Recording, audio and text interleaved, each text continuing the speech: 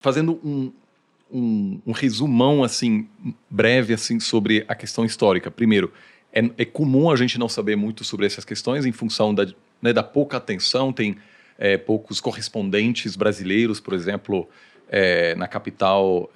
Na verdade, atualmente, permanentemente, não tem nenhum. A Guiana é um país pouco conhecido ainda, mas se a gente começa a falar da história desses dois países ou dos territórios onde hoje esses dois países se encontram, precisamos, obviamente, dizer que a população indígena que lá está encontra-se nessa região há aproximadamente 30 mil anos, vindo da Sibéria, da Eurásia, e o primeiro contato com os europeus se dá no final do século XV, quando os espanhóis começam a ocupar a região. Na região que hoje é Venezuela, concentram-se os espanhóis, e no que hoje é Guiana, inicialmente, os holandeses, né, que se tornam independentes da Espanha em 1648, que, aliás, também foram negociações paralelas à Paz de Westfália. E, a partir desse momento, a Holanda se torna uma potência marítima relevante, contestando espaço com a Espanha nesse litoral norte da América do Sul.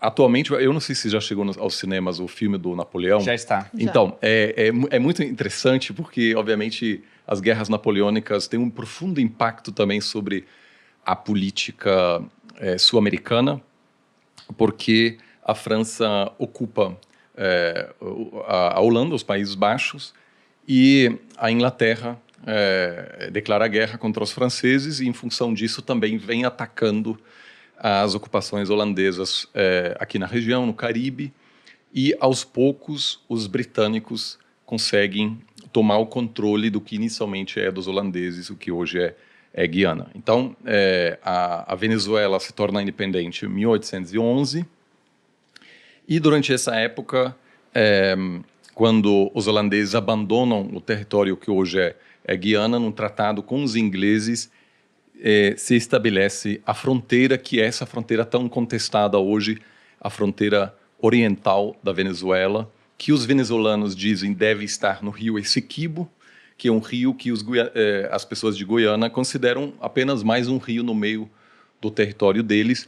Então, da interpretação britânica, a fronteira entre Guiana e a Venezuela fica ao oeste do Essequibo, como a gente vê hoje, né, nos mapas atuais. E desde o início, a Venezuela contesta essa interpretação de um cartógrafo que foi contratado pelos britânicos. Isso, a primeira vez que essa contestação é levada para um juiz internacional em 1899, e depois de uma avaliação de 2 anos, essa negociação acontece em Paris, os juízes dão direito aos britânicos e dizem que a fronteira, como ela está ao oeste do Essequibo, é a fronteira correta, e por décadas a Venezuela esquece desse assunto, aceita isso. Acho que é algo importante lembrar. A Venezuela fala dessa disputa fronteiriça há bastante tempo, mas por décadas, ao longo dos últimos do último século, os presidentes venezuelanos arquivaram esse assunto. O próprio Hugo Chávez deixou de lado. Sim. Porque ele estabeleceu uma relação muito produtiva com o presidente de Guiana. Então, houve uma série de contestações que pontualmente a Venezuela se incomodou com essa realidade. Nos anos 60 teve outro episódio. Mas o Maduro só, entre aspas, lembrou desse assunto em 2015. Por que será, né? Por que será, exatamente. Porque uma série de empresas de petróleo, a Exxon, mas que hoje coopera também com uma empresa chinesa, é importante lembrar que tem um consórcio internacional, descobriu vastas reservas de petróleo nessa região contestada pela Venezuela, que produziu um boom sem precedentes na Guiana. Poucos sabem, mas o país que mais cresceu no ano passado no mundo é a Guiana, um país que até pouco tempo atrás era muito pobre. Se você olha o PIB per capita de Guiana, até 5 anos atrás era $2.000, um dos mais pobres da região. Hoje já é 10. Se for bem gerenciado, a Guiana pode se tornar o país mais rico do planeta, porque tem as maiores reservas de petróleo per capita do planeta. A Venezuela tem as maiores em termos absolutos. Só que a produção venezuelana é mais difícil. Caiu muito nos últimos anos, porque no fim dos anos 90, a Venezuela produzia mais de 3 milhões de barris de petróleo por dia.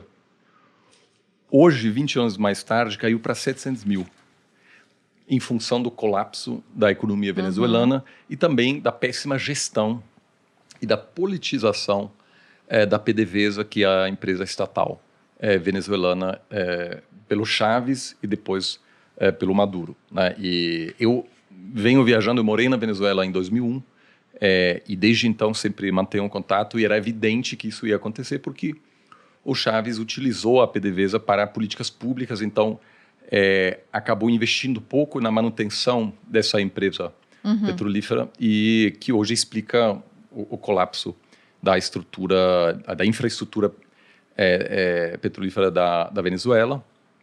E, obviamente, agora, em função da crise econômica, o Maduro busca algum culpado e olha para o Essequibo e diz, olha, isso aqui é uma narrativa que eu consigo utilizar para promover o nacionalismo, baseado na vitimização histórica, e dizer, se os britânicos não tivessem roubado a gente lá atrás, a gente teria muito mais acesso ao petróleo e não estaríamos passando por essa crise aqui. Então, é bastante oportunista. Dificilmente, sem essas descobertas, o Maduro estaria priorizando essa questão hoje. Pelo que eu vi da região, é uma região de mata. Tem minas de ouro, tem riquezas minerais, mas não tem população significativa morando ali. O pleito ele se dá por conta realmente dessa reserva de petróleo que é magnífica.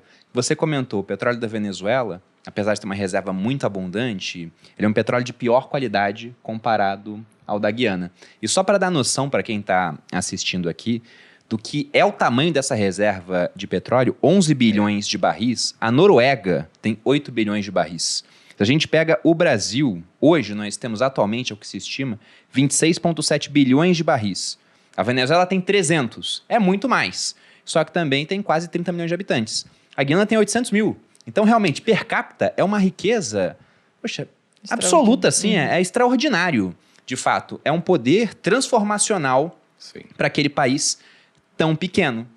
E aí, o que me vem à cabeça é uma frase do Sêneca nesse momento, Oliver, porque ele falava, veneno se bebe em taças de ouro. Ele diz que quem tem riqueza acaba sendo mais exposto a problemas. Então, esse país, que era pobre, e aí do nada, porque foi realmente uma descoberta fortuita, viram que ele tem capacidade de se tornar um dos mais ricos do mundo. Agora ele atrai a cobiça do seu vizinho, do Nicolás Maduro, que não bastou destruir o seu próprio país, agora fica de olho em outro. E por conta disso, até para obter algum tipo de validação por parte da população, ele convocou esse referendo que foi executado no dia de ontem. E, segundo matéria do UOL, ele apurou 95% de apoio entre o pessoal que votou. Vou ler aqui o trecho. O presidente do CNE, o Conselho Nacional Eleitoral da Venezuela, anunciou que a participação popular foi esmagadora e ultrapassou os 10,5 milhões de votos para sim. Existem mais de 20 milhões de eleitores dispostos, aliás, que podem votar nesse referendo.